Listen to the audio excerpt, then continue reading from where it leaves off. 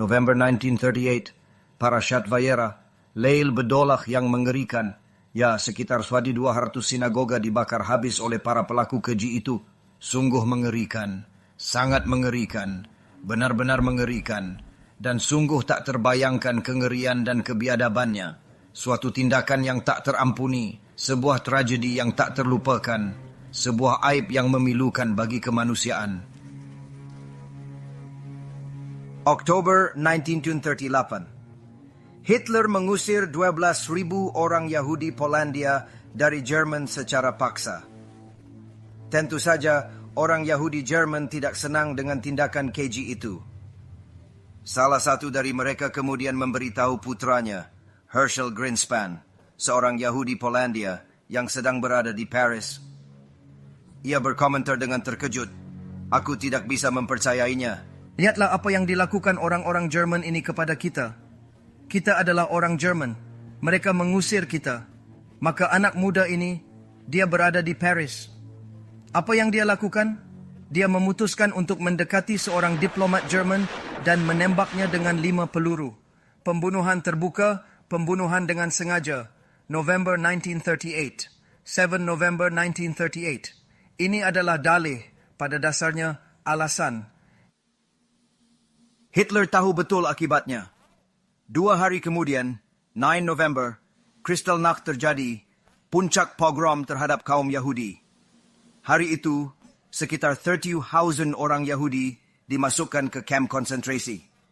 2 hari kemudian, orang berkata, "Lihat, Hitler bilang mereka membunuh orang kita, para pembunuh itu."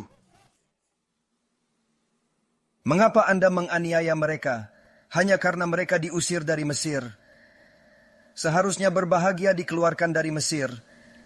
Namun kita tidak memahami pesan Tuhan. Kristallnacht terjadi. Mereka membakar sinagoga, tindakan mengerikan. Keadaan terus memburuk.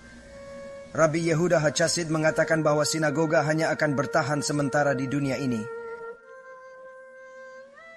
Hancur, hanya seorang goy yang dapat memperoleh hak untuk merusak sebuah sinagoga setelah seorang Yahudi menodainya terlebih dahulu.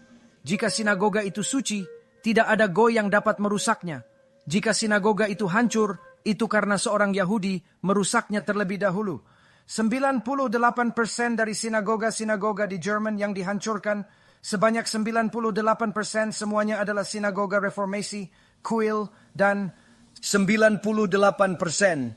Ya, ada Chilul Hashem yang terus-menerus. Penodaan Tuhan di sinagoga itu. Mengapa Tuhan membiarkannya terjadi? Kita bahkan belum mencapai puncak kesulitan sampai Parashat Kitavo.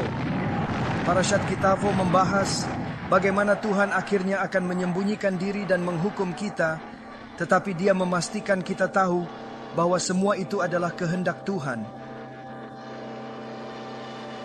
Jerman serang Polandia. Target vital tentara, pesawat, barak, tank. Serang duluan agar tak dibalas. Kejutkan, hancurkan kemampuan musuh. Tuhan jelaskan, 70 tahun lalu. Jerman serang Polandia, tepatnya di mana? serang pesawat, barak, tank mereka. Itulah saatnya menyerang. Jika tidak, mereka pasti akan menyerang balik dengan kekuatan penuh. Jadi kejutkan mereka, hancurkan kemampuan mereka untuk membalas, lumpuhkan mereka total. Tuhan menjelaskannya dengan sangat jelas. Bahkan 70 tahun kemudian kita bisa melihatnya. Jerman menyerang Polandia. Lalu, di mana mereka menyerang pertama kali untuk benar-benar melumpuhkan pertahanan dan meraih kemenangan? Hanya komunitas Yahudi sipil saja? 3,5 juta Yahudi di sana, tapi ada jutaan orang Polandia juga. Jika bisa bunuh orang Yahudi, seorang pembunuh punya peluang 50-50. Bunuh orang non-Yahudi, lalu orang Yahudi. Apakah itu logis? Tuhan melarang keras. Ini hukumanmu. Ya, hukuman dari Tuhan itu berat, tak terhindarkan, dan konsekuensinya mengerikan. Sungguh mengerikan, sebuah tragedi yang tak terbayangkan, sebuah kengerian yang abadi. Karena berbagai hal, dan karena orang lain, kami tidak menghakimi siapapun. Namun, kita melihat bagaimana Tuhan bekerja dengan ukuran yang tepat dan adil, kejahatan dihukum. Dan sayangnya, orang benar pun terkadang menderita karena perbuatan orang jahat. Mengapa demikian? Ada banyak sebab.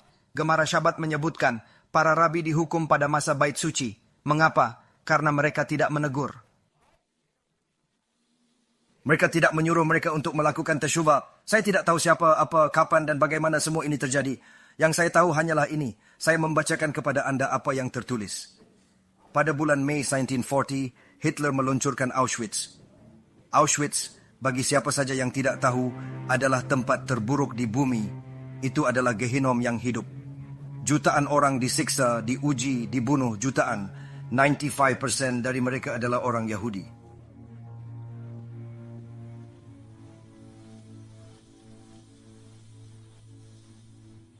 Setelah Perang Dunia II, rekaman itu tersembunyi selama 40 tahun karena filmnya ada, tetapi tanpa suara sama sekali.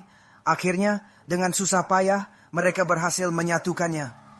Seorang produser film yang sangat terkenal ditugaskan oleh Tuhan untuk merekam kondisi kamp konsentrasi yang mengerikan. Segera setelah perang usai dan berakhir, para tahanan masih berada di sana, dalam kondisi yang menyedihkan dan para tentara baru saja tiba di lokasi. Itu sebenarnya tersembunyi selama 40 tahun karena mereka memiliki filmnya, tetapi tidak memiliki suaranya selama 40 tahun hingga mereka menyatukannya. Salah satu produsernya adalah produser yang sangat terkenal pada masanya, terkenal karena membuat film. Namun, mereka sebenarnya memintanya dalam misi khusus untuk pergi merekam salah satu kamp konsentrasi ini setelah perang usai. Orang-orang masih ada di sana dan tentara baru saja datang. Alfred Hitchcock merekam realita dalam dokumenternya, tanpa tedeng aling-aling, tanpa basa-basi.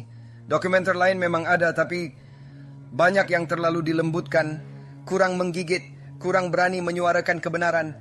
Materi yang baru terasa hambar, tanpa jiwa, tanpa esensi yang mendalam.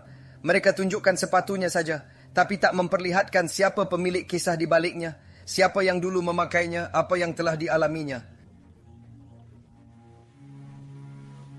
Mereka menunjukkan gigi, tetapi mereka tidak menunjukkan orang yang kehilangan gigi tersebut. Mereka menunjukkan barang-barang seperti kaleng gas yang digunakan untuk membunuh jutaan Yahudi, tetapi mereka tidak menunjukkan jasadnya. Anda ingin mendapatkan pelajaran musar yang nyata? Tonton jasad-jasad tersebut. Lihat seperti apa bentuknya. Anda akan melihat pemandangan yang mengerikan, tetapi saya merekomendasikan setiap orang untuk menontonnya setidaknya sekali dalam hidup mereka. Tuhan melarang umat Yahudi bertato. Itu dilarang keras dan tidak bisa ditawar. Jika seorang Yahudi mengabaikan larangan Tuhan dan tetap bertato, dokumenter ini menunjukkan betapa mengerikan dan tak terhindarkan hukumannya, bahkan konsekuensinya. Nazi bahkan menguliti orang Yahudi bertato jika mereka menyukai desainnya. Sungguh mengerikan, kejam, dan biadab. Tindakan yang benar-benar tak berperi kemanusiaan. Keji. Dan mereka membuat berbagai jenis perabotan dengan kulit itu. Misalnya sebuah lampu, atau bahkan sofa, atau hal lainnya. Tergantung pada seberapa besar tato tersebut. Mereka akan menjualnya di pasar terbuka. Dan mereka akan menunjukkan meja yang penuh dengan tato kulit manusia, yang sekarang menjadi lampu, atau bentuk perabotan lainnya. Inilah tingkat kekejaman yang telah mereka lakukan. Mereka menunjukkan kepada Anda apa yang sebenarnya mereka lakukan. Sungguh memalukan penyiksaan terhadap orang baik, orang jahat, orang Yahudi, dan juga non-Yahudi. Penderitaan yang mereka alami sungguh tak terbayangkan, sungguh mengerikan. Mayat-mayat itu dikuburkan dalam lubang-lubang besar, ribuan mayat dalam satu lubang. Mereka memperlakukan mayat-mayat itu seolah-olah seperti boneka mainan, tak punya harga diri. Ekspresi di wajah orang mati itu merenggut kehidupan dari dalam diri kita selamanya. Dan mereka membawa tubuh-tubuh itu seolah-olah entahlah seperti boneka, tidak ada kehormatan, tidak ada rasa hormat sama sekali. Dan Anda melihat ekspresi pada orang-orang yang sudah mati ini, itu menghilangkan semangat Anda, benar-benar membuat putus asa dan hancur. Bagaimana dengan itu? Satu pesan yang menurut saya setiap orang harus pahami dan renungkan dalam hati. Anda seharusnya dapat menarik pelajaran dari menonton sebuah film dokumenter serius tentang Holocaust. Dokumenter semacam itu yang menunjukkan jenazah, orang-orang yang masih hidup namun tampak hampir mati, dan yang telah meninggal tampak seperti hidup. Penyajian ini tidak dapat dihindari akan membawa Anda pada satu kesimpulan, Tuhan tidak main-main. itulah kesimpulan yang seharusnya dicapai.